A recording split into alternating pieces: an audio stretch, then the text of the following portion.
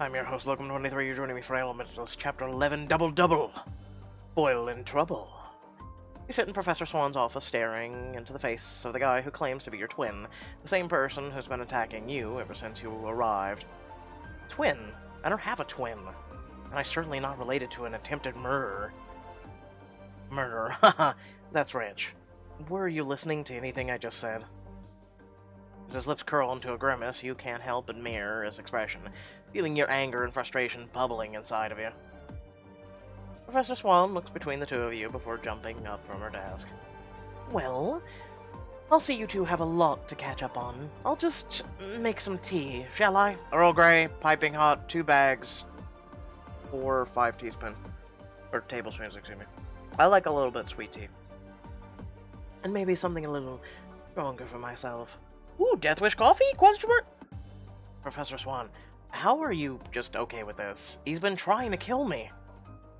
You round on Atlas, lip pulled back in a snarl. Whoever you are. You better explain yourself. And it better be a damn good reason. First off, my name is Atlas. Second, we're twins, and I don't know how else to explain that to you, since the whole we have the same face thing isn't doing it for you. Stifling silence blankets the room as you and Atlas stare at each other. Yes, but what happened to you? Why have I heard nothing about you? Professor Swan offers you and Atlas a cup of tea to pick yours, but Atlas reaches instead for a cup of amber liquid on Professor Swan's desk, taking a hearty swig. Ezekiel, that tea will have a herbal supplement I mentioned. You should still see a nurse at some point, but at least I don't have time for tea. I need to figure out why he was trying to kill me. The Swan yelps and busies herself behind her desk. I already told you I was trying to save you, you idiot. By sending creepy shadow monsters after me and stalking me through the mirror? If you recall, I just helped beat one of those creepy shadow monsters. And I wasn't stalking you, I was trying to get you to let me out. Let you out? Yeah, I got stuck in there months ago, trying to save your dumb ass. His voice is tinged with bitterness, but something softens his eyes as he says this. Oh, Atlas. Save me from what? Mouth curls into a sneer. From that self-androgenizing sod that calls himself the Dread. You mean...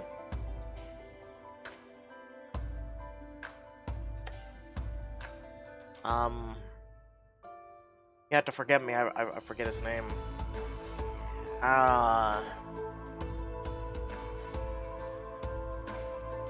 White guy. Like, bunch of white hair, beard. Bloody hell. Dad?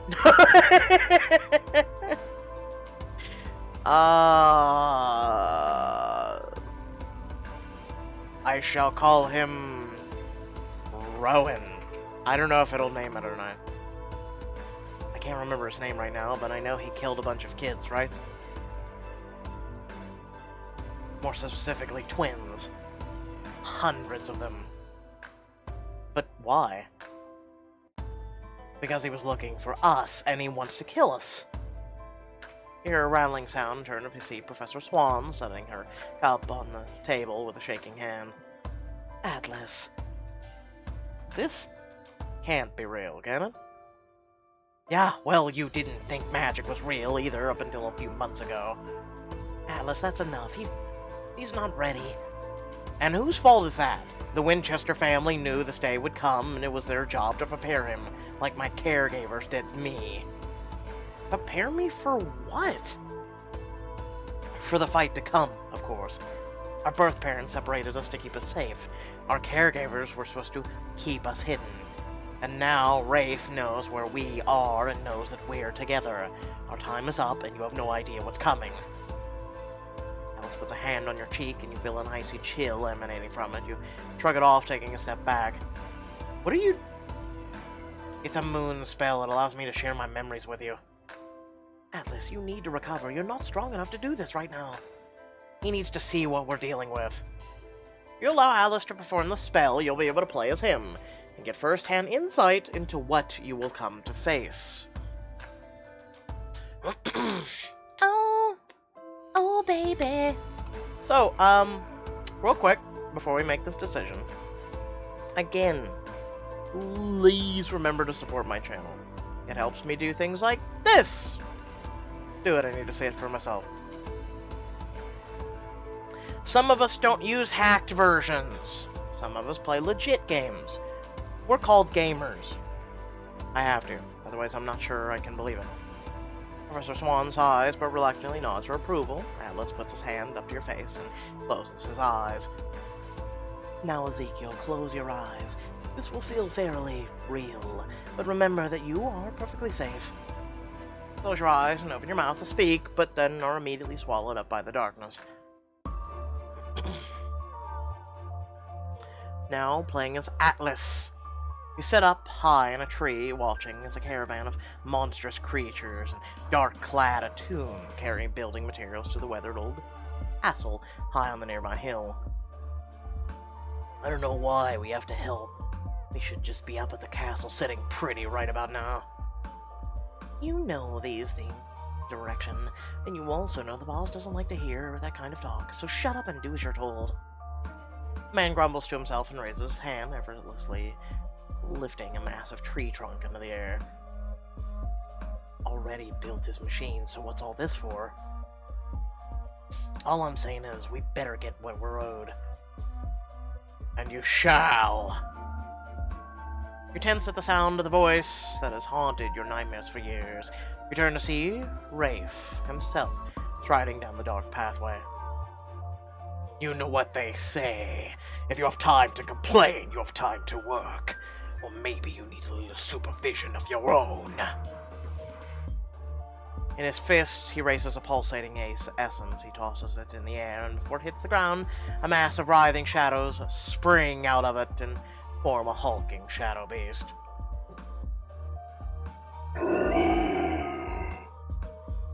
No, sir, no, I was just, Don Sophia, hell, I can't wait to see you ascend to your rightful place, sir. Rest assured, we'll all have a comeuppance. We'll all have the power we were denied by the limitations. But first, we put in the work. Smile is threatening and slightly mad. A shiver runs down your spine. Sir, not to question your brilliance and wisdom, but all this work is nothing if we don't get those twins, right? Not to fret. The eldest has made a mistake. We are finally able to track him through his college applications.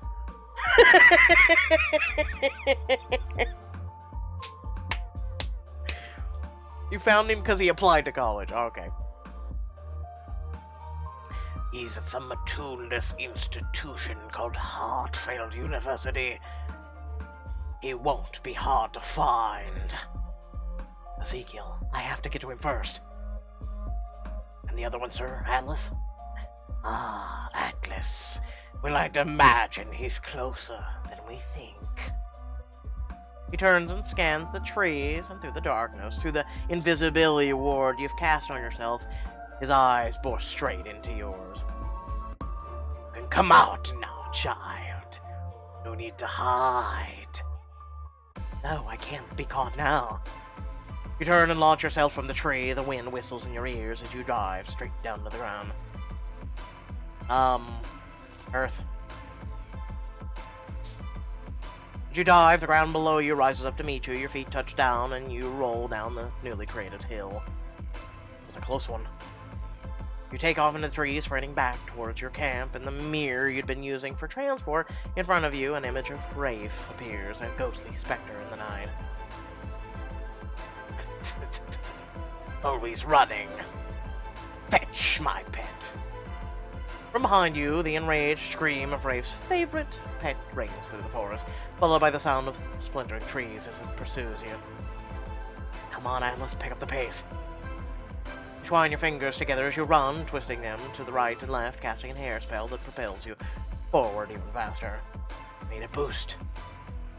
That should help a little.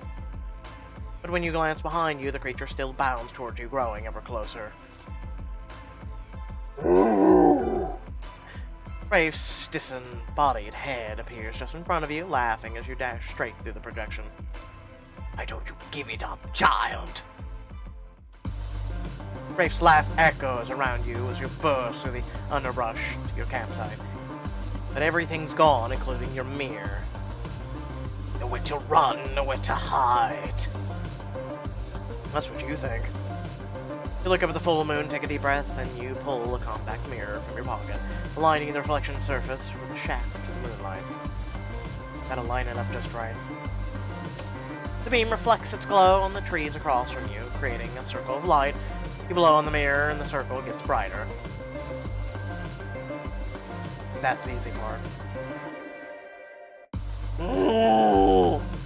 The sound of the beast roaring behind you urges you forward. You trace your finger around the circle's outline, getting dirt and wood splinters beneath your nails. Come on, come on. When the circle is complete, you take a step back. You press your palms together, pulling them back, and then... Open sesame. Open. Throw your hands forward as the force of the sun magic leaves you. You trip forward and fall to your knees. Fool, you've weakened yourself. Yeah, but it worked. In front of you is a glimmering circle, the portal leading to the dimension between worlds. As the beast's footsteps crescendo, you drag yourself to the open portal and pull yourself through. Inside the mirror dimension, you lie on your back, trying to catch your breath. The world spins around you from the effort of the sun spell you just used. I can't believe I made it. The ground beneath you tremors, and you look back at the still open portal to see... As it tries to claw its way through the portal, you struggle to your feet. Give me a break. As you stumble towards the mirror on the far side of the space, your vision darkens with the effort. The creature tears through the portal, letting out a cry of anguish. The force of the monstrous roar shakes the ground beneath your feet, and you trip at the edge, a pool of black water, catching a glimpse of your scratched and muddy face in the process. Come on, get up, keep moving. You dig your fingers into the black soil, pushing yourself towards the mirror you've been desperately seeking. Just a little further. Suddenly the beast crashes through the trees just behind you. I'm done roaring, it's old. You roll on your back as the creature thunders towards your prone body. Out of options, you throw your hands up and a searing energy pulses through your fingertips. Igwang Trabin? The shadow creature, is blasted with light, and its screams fill the air as it vanishes into wisps of smoke. The essence falls to the floor with a clatter. I did it.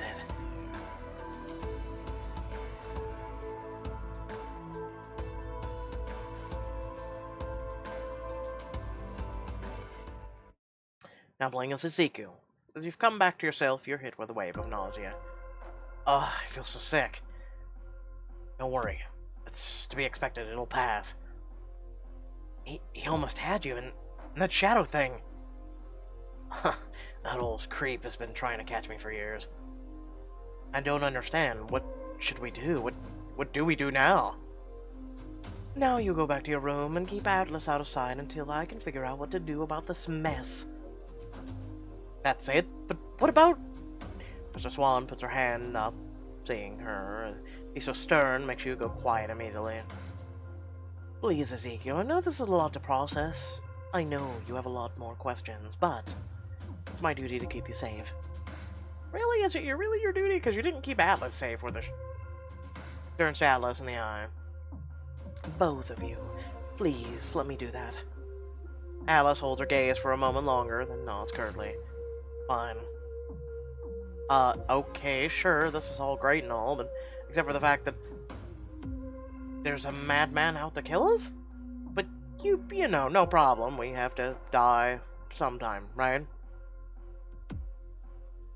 He can't get us here. For now, we should be more concerned about keeping this all under wraps. I've got the solution for that. I can put an illusion over Atlas that will make him invisible to everyone except Ezekiel. It only lasts for 30 minutes, though, so you'll have to go straight back to your dorm room. Don't stop for anything. Professor Swan gets close to Atlas and makes a series of pinching motions in the air around his body. Up close, you can see that the space around his body is filled with sharp points of rainbow light. Is it working? What are those lights? When Atlas goes to look at the mirror on the wall, you follow and you see only yourself in the mirror's reflection. Awesome. You're totally invisible. Yes, thank you for letting me know.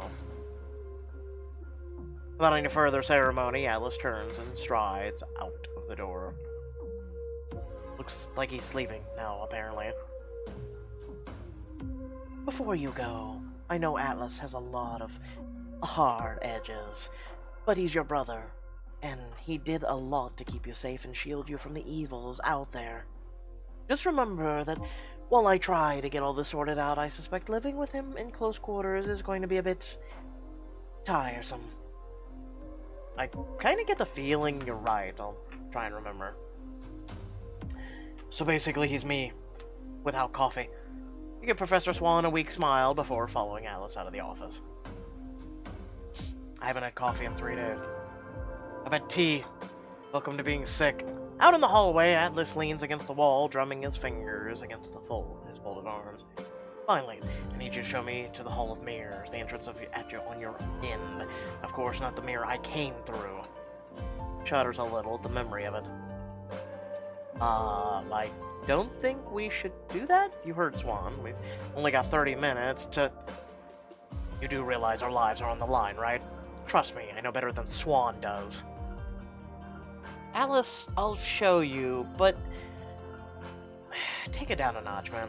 You may be invisible, but the whole school will hear you shouting if you keep this up. Fine, this is your turf, I'll play by your rules. What exactly are you expecting to find, anyway? You don't think it's suspicious that I've been banging on the other side of the glass for months, but now I'm suddenly able to get through? That's a coincidence, Alita. I don't know what this is. Skizditch hole. You're around the corner leading to the Hall of Mirrors and stop dead in your tracks. You have to pull Atlas by the collar to get him to stop. Excuse me? Shh, look. At the end of the hall, Professor England stands guard in front of the door. Darn it. I guess we'll have to leave and come back later. Alice starts to stomp towards the door. You grab his jacket sleeve. You touch my jacket one more time, I swear to God. What's your plan then? You know you're effectively an intruder, right? Yeah, and also invisible. You can talk to him, ask him my questions for me, and he's got to know something that can help us. He urges you forward, following close on your heels, as you tentatively approach Professor England. Ezekiel, one of my star students. If this is about your homework assignment, we'll have to chat later. Students aren't allowed down this hall for the time being. Oh, is that so? And why is that? You haven't heard? I thought it'd be all around the school by now. I'm not really supposed to talk about it. But you should make an exception because... I'm your favorite student. You can trust me with the details. Ooh, you impressed him enough to... Okay. I suppose I can. Well, if anybody asks, you heard it from the old rumor mill, but it appears that someone has vandalized the mirror room.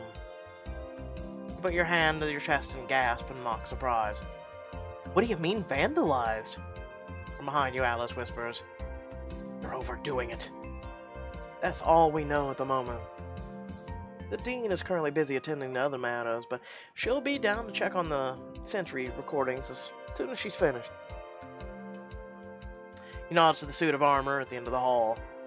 Oh, that's all? But what about... Professor England shakes his head. It's nothing to worry about, Ezekiel. Now please, I need to get this hallway clear. He shoos you away and you sigh heavily as you and Atlas backtrack down the hall. Well, that was a total waste of time. Not entirely. He eyes the sentry standing guard over the hallway, inspecting it. These sentries act like attuned most video cameras. We may not be able to see inside the mirror room, but we can see at least the aftermath. Do you think it would be helpful? Considering we know absolutely nothing, I don't see how it could hurt. We should have enough time before Swan's spell wears off. See through the eyes of Sentry to gain the insights and mystery surrounding the mirror room. Also give you a rare opportunity to see what your friends do when you're not around. Oh my god, he's fapping!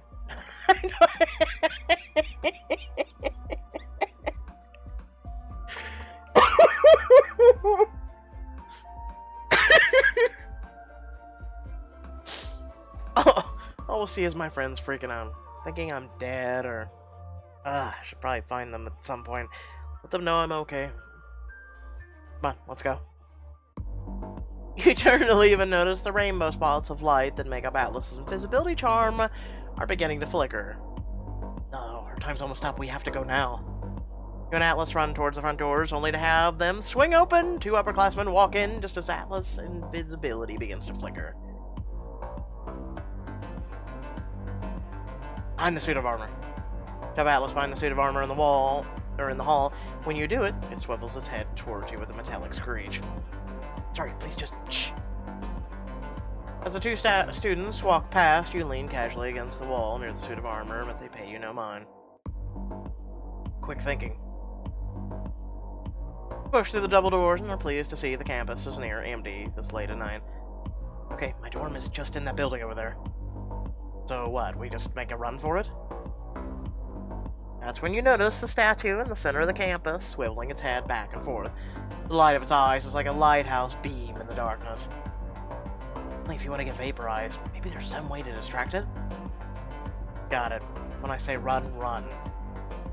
Atlas gestures over himself from head to toe and shoulder to shoulder. Then he puts his hands out and takes a step backwards. In his place is a distorted replica of himself. He gives the replica a push towards the statue, the opposite direction of the dorm, when he takes off running. Hey, you didn't say run! Thought it was implied. Keep up! You tear away from him, sprinting as fast as you can across the massive lawn. Statue's gaze is completely drawn by Atlas's shadow. In front of you, Atlas leaps over a small flower bed. Tinkling tinies, careful of those. The flower buds are actually bells. With no time to swerve, you leap. You soar gracefully over the patch of flowers.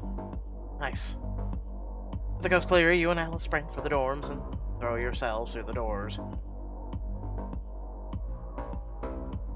From the doorway, you can see the RA on duty behind the counter scribbling away on a pad of paper. Across from you, you can see Atlas's reflection flickering in a mirror on the wall, the spell almost completely worn off. Speak to Atlas in hushed whispers.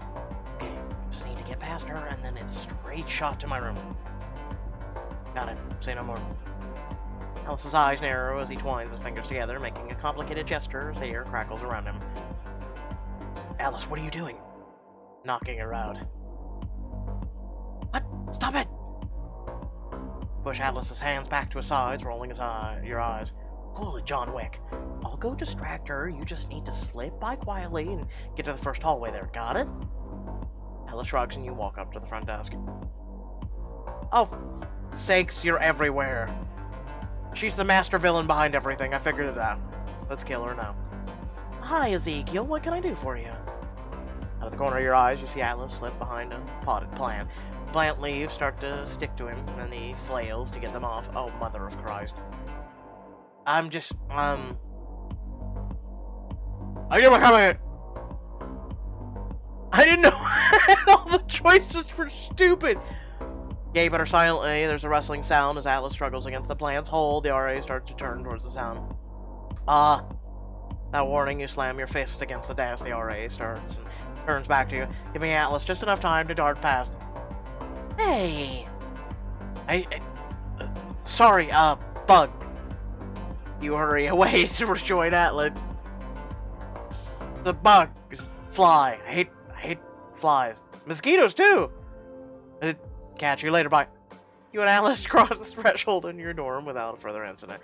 You throw yourself onto the couch as Atlas breathes a sigh of relief. Oh man, that was way too close. We should have come straight back, like Professor Swan told us to. Alice is impressed by your quick action. Actually, I think you handled yourself pretty well. Maybe I didn't need to be as worried about you as I thought. Now that we're alone, we have to talk about— No. I've watched enough of things to know where this goes. No. Whenever someone goes, now that we're alone, stops abruptly, his head cocked to one side. Do you hear that? You go still, straining to hear. Well, that's it. Ezekiel's not anywhere on campus. That mirror must have taken him somewhere else entirely. The way the glass shattered, I've never seen anything like it. My friends, they're not supposed to know about you. Quick, my room! You dash over the table and fumble to the doorknob. You wrench the door open and dive inside. Alice is about to follow you in when your friends come and see him. Ezekiel, where have you been? We've been looking around everywhere. Alice freezes in panic. From behind the almost closed bedroom door, you whisper to him. Alice, just roll with it. Pretend to be me. Look at his fucking hair, though. Yes, I'm Ezekiel, your friend. He says the last word with a grimace. You try not to laugh when you realize he's attempting a smile. What happened to your hair? It's not going well. I have to help him.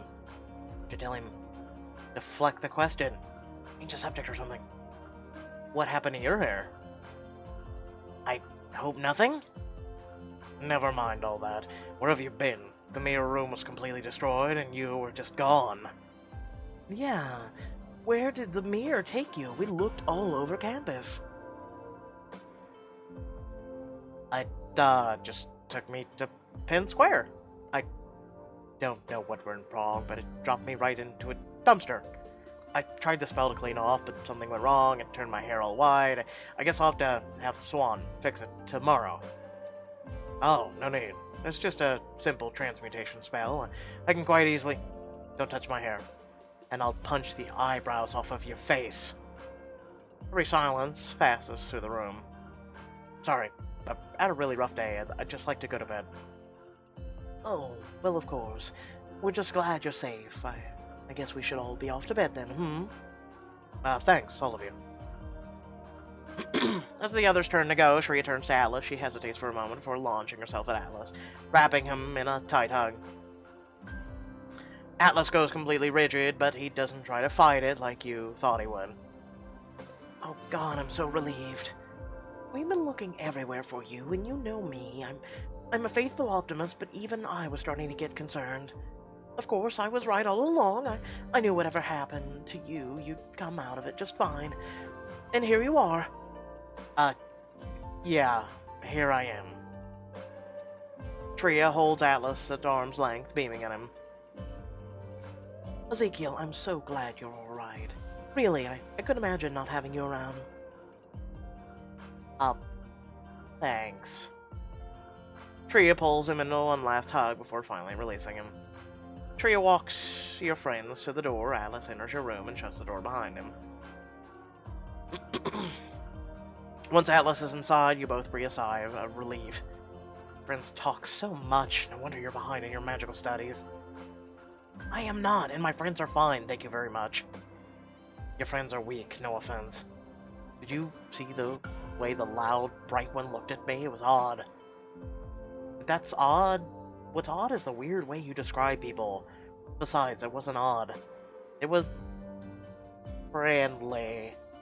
You know, like it is with friends sometimes. You must have at least heard of the concept before. Your conversation is suddenly interrupted by a frantic banging on the common room door. You and Alice exchange a glance, and you leave the room to open it. Beckett? Hello. Hi, it's me again. I can see that. You fixed your hair? Yeah, it just turned itself back? He fidgets in the doorway as you take him in, finally noticing his unusually rumpled appearance. I just wanted to make sure again that you were okay. He hesitates again. I'm at a loss here. When you vanished like that, I felt like I should have been able to do more, and I couldn't, and I cuts himself off, mussing his hair as he runs his hand through it. He looks as shaken as you feel. Beckett, it's no one's fault, and I'm fine, see? He laughs a little, but it sounds forced and wary. I know it's late, but do you want to talk? Just for a little while? I know you said you're okay, but I feel like I have to make sure. Or like you're making sure for yourself. It's not really the best time. His eyes rove across your body, widen as he takes in the scrapes and cuts and embedded bits of glass from your fight in the mirror dimension. You're hurt. I can help with that. I know a spell that'll remove the shards of glass quite painlessly. It's fine. I'll just go to the nurse tomorrow. Yeah, you're gonna sleep with shards of glass in you, you dumbass. But I can help. I have to help. Please, Ezekiel. Told you. Reassures him. Talking to Beckett will reassure him, gain you some magical healing, and strengthen your friendship.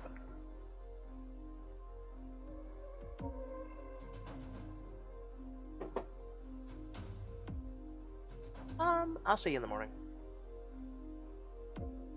What I need right now is sleep, more than anything else in the world. Right, of course. I don't know what I was thinking. Good night, Ezekiel. You pat Beckett's shoulders and shut the door quietly behind him when he leaves. As you re-enter your room, Alice is already perched on the edge of your bed. He rolls his eyes. Don't get too attached. We won't be here long, and we don't know who we can trust. What do you mean, we can trust my friends? They know everything about me. Correction, they knew everything about you. What they don't know is there's a seriously powerful and dangerous attuned after you. And do you really think they'll want to know more about after that? But I'm sure they'll what? Say it's fine, they're behind you no matter what. Are you really willing to get them involved? To let them die for you? Find yourself at a loss for words. What if Rafe, that's something they want, huh? What if the people you trust so much to decide their happiness is better than your safety? Words come out fiercely through his eyes are all sadness. When he realizes you haven't responded, he goes quiet. I know this is a lot to process. We've lived pretty different lives. Yeah, I still can't believe we're twins. I've only been an only child before. Technically, you've never been an only child. It was pretty tough growing up like this. The only thing that got me through it was knowing what our parents wanted. What, for us to live apart in constant fear? No, for us to live, to survive. Silence passes between the two of you as you try to think of something to say.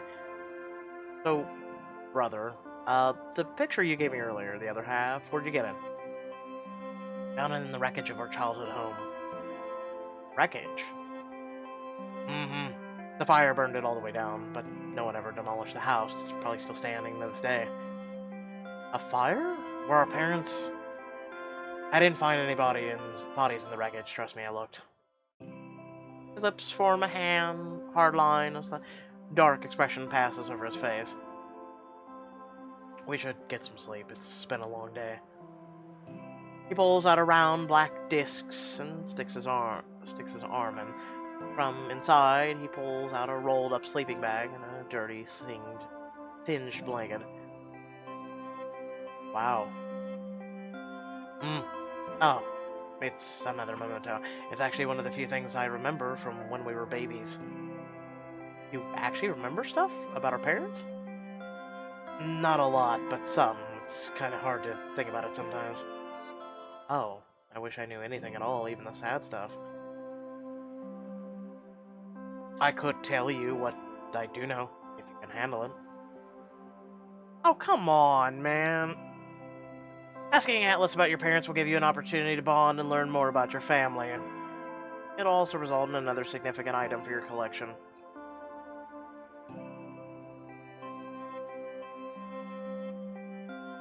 I already spent diamonds. Go away. It was intricate to the story, how about that? I don't know what time difference is between here and the mirror dimension, but I'm guessing it's pretty significant. You did not get the baby blanket. Excuse me. You settle into bed, but notice that Atlas suddenly looks lured as he stares up at the ceiling. There's one other thing. When I was trapped in the mirror dimension, someone else kept coming in and out. I could never get to the open portal in time to escape. Well, who was it? Maybe they've been helping Rave. That was what I'm thinking too. I never got close enough to make them out. But there was one thing I saw clearly. Reaches out and takes your hand where it dangles over the edge of the bed, turning your hand ever so slightly to display pen pals. Oh shit. Only your friends have these, right? Yeah, but I don't see what that has to do with anything. Whoever's been trapezing around the mirror dimension was wearing one just like this. Are you implying that one of my friends is working with Rave? Because they would never do that. I know what I saw. I'm not saying anyone's working with that monster. I'm just saying they're not being truthful, and that they're keeping this from you. Then what else could they be hiding? The weight of the silence that follows Atlas's words presses down on you, and you swallow hard. So what you mean is, it seems as though one of your friends isn't as trustworthy as you think. What? Friends not being trustworthy? No! Clearly a misunderstanding plot by Pixelberry. Because, hey, what friends don't come at you with a rusty knife that stabs you in their back? I mean, what?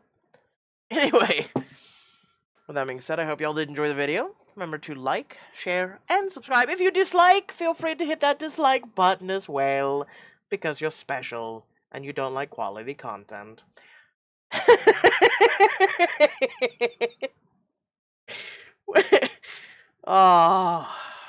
Also, head down in the description below. There are links to social media, Discord, and a few links to support me and my content.